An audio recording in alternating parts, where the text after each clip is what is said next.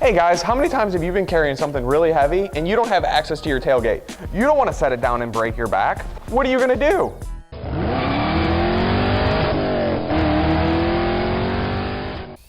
Hey guys, so going back to your hands being full, it's a real pain to try to, when your hands are full, to try to reach down, open the lift gate. You're trying to fumble with your key fob, hit the unlock button, hit the tailgate, open up, and it's difficult. So what GM has done on a lot of their new vehicles is that have tailgates like this, it has active feedback assist. So you just take your foot and swipe it underneath the tailgate, and the tailgate opens for you. So when you have your hands completely full of that big box and stuff, you just swipe your foot into the tailgate, you can put everything you have away, and then go back to your business. Thanks for tuning in to this week's episode of Tech Tip Tuesday with Tim. If you guys have any other questions, go ahead and give us a call at 636-931-0055. You can always make a service appointment online at sapaugh.com.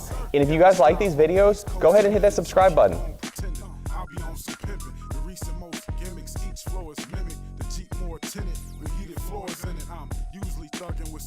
Sapaugh GM power.